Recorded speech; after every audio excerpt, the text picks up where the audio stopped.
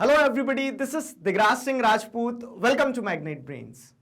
इस वीडियो से एक नया चैप्टर स्टार्ट करने वाले हैं। क्लास 11th ज्योग्राफी का चैप्टर है world climate and climate change. World climate change chapter आपको सीधा सा समझ में आ गया कि चैप्टर दो पार्ट्स में हमारा जाने वाला है। दो पार्ट्स में किस सेंस में कि एक जो ब्रॉड टॉपिक है हमारा वो है वर्ल्ड क्लाइमेट और दूसरा जो ब्रॉड टॉपिक है वो है क्लाइमेट चेंज। अब थोड़ा सा हम क्या करते हैं, चीजों को कनेक्ट करते हैं जो हम हमेशा से करते आए हैं। पहला वीडियो लेक्चर है, इंट्रोडक्टरी वीडियो लेक्चर है। मैं आपको बताऊंगा कि चैप्टर के आखिर थीम क्या है और उसी के साथ साथ में हम चैप्टर में कौन कौन से टॉपिक्स पढ़ने वाले हैं, ये सारी चीजें हम आपको इस वीडियो में बताने वाले हैं, समझाने वाले हैं। Here we go. देखिए, try to understand the heading and connect with the previous chapters. हमारा जो ब्रॉड यूनिट है, यूनिट किस बारे में है? यूनिट जैसे अगर आप देखोगे तो क्लाइमेट के बारे में ही है। अब ये यूनिट का लास्ट चैप्टर भी है और ठीक है। तो जब आप क्लाइमेट को पढ़ रहे थे तो क्लाइमेट को आप एटमॉस्फेयर के रेफरेंस से पढ़ रहे थे, क्योंकि सारे क्लाइमेट के जो फिनोमिना है वो कहां हो रहे हैं? सारे क्लाइमेट के फिनोमिना जो है वो एटमॉस्फेयर के अंदर ही हो रहे हैं। इतनी चीजें समझ में आई थी। अब हमने क्या देखा कि हाँ, एटमॉस्फेयर के अंदर किस तरह से एटमॉस्फेयर जो है वो उसका स्ट्रक्चर क्या है, उसका कंपोजिशन है क्या है, किस चीज से बना हुआ है वो, ये समझा हमने। फिर हमने क्या देखा था? फिर हमने देखा था कि हाँ, एटमॉस्फेयर के अंदर कितना सोलर इंसुलेशन आ रहा है। क्यों? क्योंकि एटमॉस्फेयर के अंदर जो सोलर इंसुलेशन आ रहा है वही क्लाइमेट को इन्फ्लुएंस करता है। ठीक है, वो सोलर इंसुलेशन से फिर हमने क्या देखा कि किस तरह से विंड्स जो है वो इन्फ्लुएंस होती है। विंड्स तो इन्फ्लुएंस होती है। एटमॉस्फेयर के अंदर जो वाटर है वो भी कहीं ना कहीं एटमॉस्फेरिक कह सकते हैं सिचुएशंस को चेंज करता है, जिससे वेदर और वेदर रिलेटेड फिनोमिना हमें देखने को मिलते हैं। क्लियर है? तो कैसे आपस में सारी चीजें जुड़ी हुई है। तो अब जब आपने इतना कुछ पढ़ लिया है क्लाइमेट के बारे में, सारी चीजें पढ़ ली आपने, उसको वाटर के पर्सपेक्टिव से देख लिया क्लाइमेट को, ठीक है, क्लाइमेट को आपने सोलर इंसुलेशन के पर्सपेक्टिव से देख लिया, एयर मूवमेंट के पर्सपेक्टिव से देख लिया, तो एक वर्ल्ड वाइड जो क्लाइमेटिक सिचुएशन है अब हम उसे समझने वाले हैं। कनेक्ट किया आपने? ठीक है। तो ये जो चैप्टर है ये दो चीजों को ही बताता है कि जब आपने क्लाइमेट के फंडामेंटल्स को समझ लिया है तो वो क्लाइमेट के फंडामेंटल्स को पढ़ने के बाद में आपको वर्ल्ड के क्लाइमेट के बारे में क्या समझ में आता है, वर्ल्ड के क्लाइमेट का क्लासिफिकेशन कैसा है, वो सारी चीजें हम क्या करने वाले हैं इस पूरे के पूरे चैप्टर में पढ़ेंगे, समझेंगे। अब दूसरा पार्ट क्या है चैप्टर का, देखो जरा अच्छे से। दूसरा पार्ट है चैप्टर का क्लाइमेट चेंज। तो क्लाइमेट चेंज से आपको क्या समझ में आता है? दूसरा पार्ट ये बताता है कि वर्ल्ड का तो आप क्लाइमेट पढ़ लोगे, लेकिन वो वर्ल्ड के क्लाइमेट में बदलाव कैसे आ रहा है। ठीक है, वर्ल्ड के क्लाइमेट में चेंज क्या है वो आप क्लाइमेट चेंज वाले सेक्शन में पढ़ने वाले हो। तो चैप्टर को इस तरह से हम क्या कर सकते हैं, मेजर दो पार्ट्स में डिवाइड कर सकते हैं। वर्ल्ड क्लाइमेट में हम क्या करेंगे कि वर्ल्ड का क्लाइमेट किस तरह का है वो देखेंगे, और वर्ल्ड के क्लाइमेट में फिर हमने जो क्लासिफिकेशन है, अच्छा वर्ल्ड में हम क्या कहते हैं नॉर्मली कि ये ट्रॉपिकल रीजन है, ठीक है, ये टेम्परेट रीजन है, यहाँ पे टेम्परेट क्लाइमेट पाया जाता है, ठीक है, ये सब ट्रॉपिकल रीजन है। तो वो क्या है, वो लैटिट्यूडनल रेफरेंस हमने डिग्रीज के हिसाब से कर दिया है। लेकिन उसमें भी अगर आप जैसे देखोगे ट्रॉपिकल रीजन जो है तो सारा ट्रॉपिकल रीजन एक जैसा थोड़ी ना होता है। ट्रॉपिकल रीजन में आपको कहीं पे डेजर्ट भी देखने को मिलेगा, कहीं पे आपको एवरग्रीन फॉरेस्ट भी देखने को मिलेंगे। ठीक है, तो वो जो अलग अलग तरह के आपको ज्योग्राफी में फीचर्स देखने को मिल रहे हैं वो क्लाइमेट से इन्फ्लुएंस होते हैं। तो इस तरह से क्या है, जो बेहतर क्लासिफिकेशन है, ठीक है, वो हम क्या करने वाले हैं, समझने वाले हैं। वर्ल्ड वाइड किस तरह का क्लाइमेटिक डिस्ट्रीब्यूशन है वो हम इस चैप्टर में समझने वाले हैं। तो the world climate can be studied by organising information and data on climate and synthesising them in smaller units for easy understanding, description and analysis. Getting the point? क्या कहा जा रहा है इस पॉइंट में कि वर्ल्ड वाइड अगर आप क्लाइमेट को पढ़ने की कोशिश करते हो तो आप उसे कैसे पढ़ सकते हो? By organising information and data on climate and synthesising them. ठीक है, तो वर्ल्ड वाइड जो भी आपको क्लाइमेट के ऊपर डेटा मिल रहा है, क्लाइमेट के ऊपर डेटा क्या मिल रहा है कि हाँ यहां पे इतना इस अमाउंट में रेनफॉल हो रहा है, यहां पे इस अमाउंट में सोलर इंसुलेशन आ रही है, तो सारे डेटा को आप कलेक्ट करके सिंथेसाइज करके एक दूसरे से कंपेयर करते हो, तब आप एक वर्ल्ड वाइड क्लाइमेटिक बाउंड्रीज को ड्रॉ कर सकते हो कि हाँ वर्ल्ड में ये यहां पे ऐसा क्लाइमेट है, यहां पे ऐसा क्लाइमेट है। क्लियर हुआ?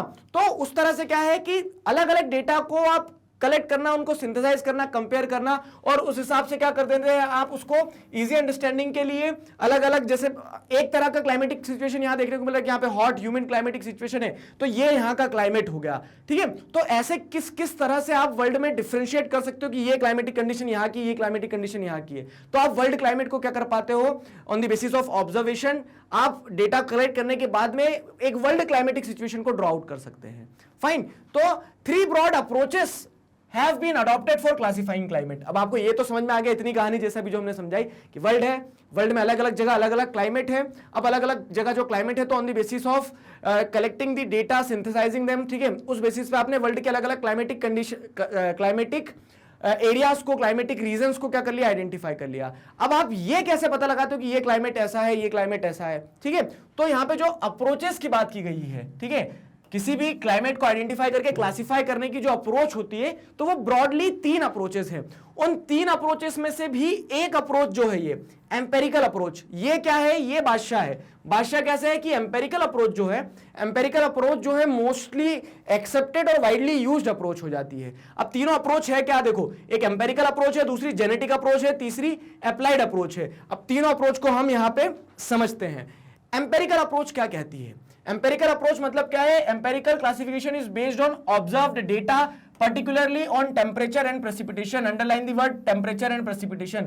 यहां पे चीज समझने वाली क्या है, एम्पेरिकल शब्द का मतलब समझते हैं आप, जैसे पॉलिटिकल साइंस वगैरह में आपने पढ़ा होगा, शब्द जो रहता है ना, तो शब्द का कंटेक्स्ट जो रहता है, किस चैप्टर के, मतलब किस सब्जेक्ट के रेफरेंस में पढ़ रहे हो, किस समय के हिसाब से पढ़ रहे हो, किस सिचुएशन के हिसाब से पढ़ रहे हो, मीनिंग भी बदल जाता है। बाकी जैसे एम्पेरिकल मतलब होता है साइंटिफिक, अगर हम समझे तो, ठीक है, एम्पेरिकल स्टडीज या फिर एम्पेरिकल अप्रोच को हम साइंटिफिक अप्रोच बोलते हैं। जैसे क्या होता है, एक फिलोसॉफिकल अप्रोच होती है जिसमें आपके मन में जो विचार आया आपने बोल दिया, ठीक है, लेकिन जब आप एम्पेरिकल अप्रोच को फॉलो करते हैं तो आप साइंटिफिकली जो फैक्ट्स रहते हैं उनके बेसिस पे बात करते हैं, ठीक है, उनके बेसिस पे बात करते हैं। तो अब यहां पे एम्पेरिकल अप्रोच का मतलब क्या हो जाता है कि आप वर्ल्ड को क्लासिफाई, ये वर्ल्ड में जो अलग अलग जगह क्लाइमेटिक सिचुएशंस हैं, तो वर्ल्ड की अलग अलग क्लाइमेटिक सिचुएशंस को क्लासिफाई करने की बात की जा रही है। वर्ल्ड में अलग अलग जगह क्लाइमेटिक सिचुएशंस को क्लासिफाई करने की बात की जा रही है। तो यहां पे एक अप्रोच जो होती है वो होती है एम्पेरिकल अप्रोच। एम्पेरिकल अप्रोच मतलब साइंटिफिक अप्रोच जो होती है, जिसमें आप क्या करते हैं, जिसमें आप हवा में बात नहीं करते हो, जिसमें आप क्या करते हो, आप डेटा को ऑब्जर्व करते हो, ठीक है, आप देखते हो कि हाँ इतना टेम्परेचर है, इतना प्रेसिपिटेशन है। तो अब आप क्या है, अब अपनी मर्जी से नहीं बोल रहे कि यार वहां उस दिन गए थे तो गर्मी ज्यादा लगी थी, तो वहां पे क्या है टेम्परेचर, मतलब वहां की क्लाइमेटिक कंडीशन क्या है, हॉट एंड ह्यूमिड है या फिर हॉट एंड ड्राई है, आगे समझ में। तो आप सिर्फ हवा में तीर नहीं मार के आ रहे हो, आप क्या कर रहे हैं, आप ऑब्जर्वेशन कर रहे हो प्रॉपर, ठीक है, proper observe, you are properly observing the data particularly on temperature and precipitation, कि वहां कितना टेम्परेचर है, वहां कितना प्रेसिपिटेशन है। आप क्या करते हैं over the period of time, 1 साल में, 2 साल में, डेली का, ठीक है, आप क्या करते हैं टेम्परेचर प्रेसिपिटेशन कितना वहां पे रिसीव हो रहा है, इन सारी चीजों को रिकॉर्ड करते हैं, ऑब्जर्व करते हैं, और फिर साइंटिफिकली क्या करते हो, क्लाइमेट्स का क्लासिफिकेशन करते हो कि हाँ वर्ल्ड में हमने यहां इतना टेम्परेचर ऑब्जर्व किया, यहां इतना प्रेसिपिटेशन ऑब्जर्व किया, उस हिसाब से वहां का वेजिटेशन ये होगा, उस हिसाब से वहां पे क्लाइमेटिक कंडीशंस ये होगी, ठीक है। तो एम्पेरिकल क्या है, एम्पेरिकल को आप कह सकते हैं ट्रू अप्रोच कह सकते हैं, इसे साइंटिफिक अप्रोच कह सकते हैं। वहीं पे नेक्स्ट अप्रोच क्या है, जेनेटिक अप्रोच। जेनेटिक शब्द से क्या समझ में आता है आपको? जेनेटिक शब्द मतलब क्या होता है, जीन्स, बायोलॉजी में पढ़ते हैं ना हम, पहनने वाली नहीं, जो सेल के अंदर जीन्स रहती है। तो जीन्स की अगर हम बात करते हैं तो जीन्स, जेनेटिक मतलब क्या है, जीन्स क्या दर्शाती है कि प्रोसेस ऑफ फॉर्मेशन जो है। तो genetic classification attempts to organize climates according to their causes, ठीक है, देयर कॉजेस मतलब कॉज मतलब क्या होता है, आपके होने का कॉज क्या है, मतलब जैसे बायोलॉजिकल एक्टिविटीज के बाद में हमारा कॉज क्या है, बायोलॉजिकल एक्टिविटीज है, ठीक है। तो वैसे ही अगर हम देखें तो यहां पे जब आप क्या करते हैं, जेनेटिक अप्रोच को फॉलो करते हैं, तो आप देखते हैं कि अगर कहीं पे क्लाइमेट जो है, तो उस क्लाइमेट का कॉज क्या है, उसकी जेनेटिक्स क्या है, उसका कह सकते हैं कि उसके पीछे का रीजन क्या है, ठीक है। रीजन क्या है, मतलब कि इंडिया में आप मॉनसून टाइप ऑफ क्लाइमेट अगर कह रहे हैं तो उसका कॉज क्या है कि इंडिया में मॉनसूनल विंड्स चलती है। वर्ल्ड में जो प्लेनेटरी सिस्टम है प्लेनेटरी विंड्स का, वो तो चल ही रहा है, लेकिन इंडिया में हम जैसे देखते हैं तो मॉनसून विंड्स क्या एक तरह का मॉडिफाइड सर्कुलेशन होता है, साउथ वेस्ट विंड चलना चालू होती है और फिर उससे क्या होता है, मॉनसून टाइप ऑफ क्लाइमेट देखने को मिलता है। तो दूसरी अप्रोच ये होती है कि आप जेनेटिक अप्रोच फॉलो करते हैं कि कहीं पे कोई क्लाइमेटिक कंडीशन है, तो अगर हमने पहले क्लाइमेटिक कंडीशन को ऑब्जर्व कर लिया, वहां पे रिकॉर्ड कुछ नहीं कर रहे हैं हम फिर उसका कॉज ढूंढ रहे हैं, और कॉज ढूंढने के बाद में हम क्या करते हैं कि हाँ ये कॉज अगर होगा, यहाँ पे इस तरह की विंड्स चलेगी, मॉनसून विंड्स, तो मॉनसून टाइप ऑफ क्लाइमेट हो गया। तो यहां पे आप क्या करते हैं, रूट कॉज ढूंढते हैं कि आखिर वो क्लाइमेट का जेनेटिक्स क्या है, ठीक है, उसके पीछे का रीजन क्या है, उसको जन्म देने वाला कौन है, ठीक है, ये हो गया। अब अगली चीज क्या है, आ रहा है ना समझ में, अगली चीज है अप्लाइड अप्रोच।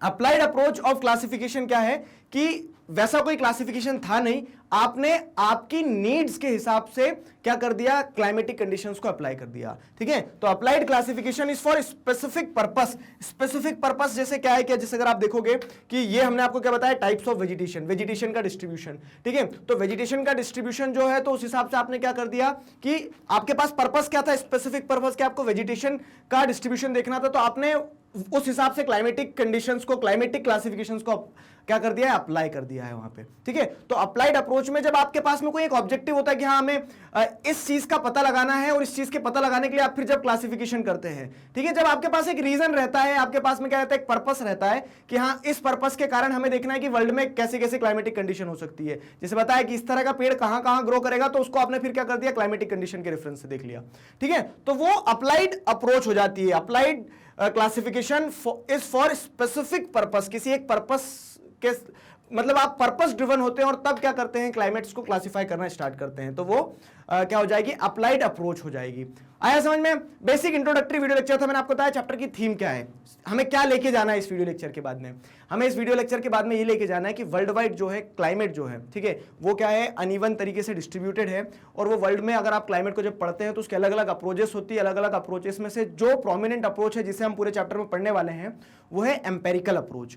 एम्पेरिकल अप्रोच को हम क्या करेंगे, नेक्स्ट वीडियो से हम वन बाय वन एक एक सारे जितने भी वर्ल्ड के क्लाइमेटिक क्लासिफिकेशंस उन्हें समझते चले जाएंगे, ठीक है, और जो कोपेन की एम्पेरिकल अप्रोच के हिसाब से बनाया गया है, ठीक है। तो what we are going to study in this chapter, तो Koeppen's classification of climate based on the empirical approach. तो उसमें हम क्या करेंगे, जो जो क्लाइमेटिक कंडीशंस है, मतलब हमारी जो अप्रोच है पढ़ने की वो क्या है कि हम एक टॉपिक लेते हैं, एक टॉपिक को एक वीडियो लेक्चर में सम अप कर देते हैं। तो जैसे कोपेन ने जिस हिसाब से क्लासिफाई किया है ना, group A, group B, D, ठीक है, बोलोगे सी कहां गया, तो वो बी के साथ में हम सी को पढ़ने वाले हैं, क्योंकि बुक में उस तरह से दिया है तो हम उस तरह से पढ़ते चलेंगे, ताकि आपको ये क्लैरिटी रहे कि बुक में आपका जो पैराग्राफ है और जो वीडियो में चल रहा है तो वो कहां क्या पढ़ाया जा रहा है, ठीक है। तो जैसे जैसे बुक में आपको टॉपिक्स दिए उसी तरह से हम क्या करते चलेंगे, समझते चलेंगे। तो ग्रुप ए का हम देखेंगे क्लासिफिकेशन क्या है, ट्रॉपिकल ह्यूमिड क्लाइमेट्स में कौन कौन से और जो सब टाइप है वो सब कुछ। ड्राई क्लाइमेट बी पढ़ेंगे, cold snow forest climates D पढ़ेंगे।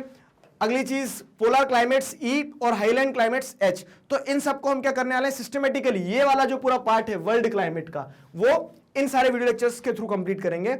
और फिर जो सेकंड पार्ट है जिसके बारे में अभी हमने चैप्टर में कम बात करी है, देखो क्लाइमेट तो है वर्ल्ड में, लेकिन वो क्लाइमेट क्या वैसा ही रहता है हमेशा? आजकल तो आप देखोगे तो ये तो बज़वर्ड हो गया। क्या क्या बज़वर्ड हो गया कि क्लाइमेट चेंज हो रहा है, हमें कुछ ध्यान देना पड़ेगा, वो सारी चीजें। तो क्लाइमेट चेंज के पीछे के कारण क्या है, रिसेंट टाइम्स में कितना क्लाइमेट चेंज हुआ है। क्लाइमेट चेंज की अगर हम बात करते हैं तो ग्लोबल वार्मिंग शब्द सबसे पहले ध्यान आता है, क्योंकि स्कूलों में वही पढ़ाया जाता है, और भी कारण है, लेकिन ग्लोबल वार्मिंग की बात होती है। तो वो सारे टॉपिक जो है, क्लाइमेट चेंज क्या है, ठीक है, climate in the recent past किस तरह से चेंज हुआ है, कॉजेस क्या है क्लाइमेट चेंज के, तो इसमें आप देखेंगे कि हाँ टेरेस्ट्रियल कॉज क्या है, फिर उसके बाद में जैसे अगर आप देखोगे एस्ट्रोनॉमिकल कॉजेस क्या हो जाते हैं, ठीक, और ग्लोबल वार्मिंग लास्ट में जो एक इंपॉर्टेंट टॉपिक है जिसके थ्रू आपको बहुत सारे मल्टीपल इश्यूज समझ में आएंगे, global warming, green house gases, उसका इंपैक्ट, इंटर रिलेशन, वो सारी चीजें हम क्या करने वाले हैं ग्लोबल वार्मिंग में। एक ऐसा टॉपिक जो आप छोटी क्लासेस से शायद पढ़ते आ रहे हो, एक बार फिर आपको 11th में पढ़ना और एक नए इंसाइट के साथ पढ़ना है, ठीक है। So this is going to be the ground for our chapter. ये पूरा का पूरा मैदान है,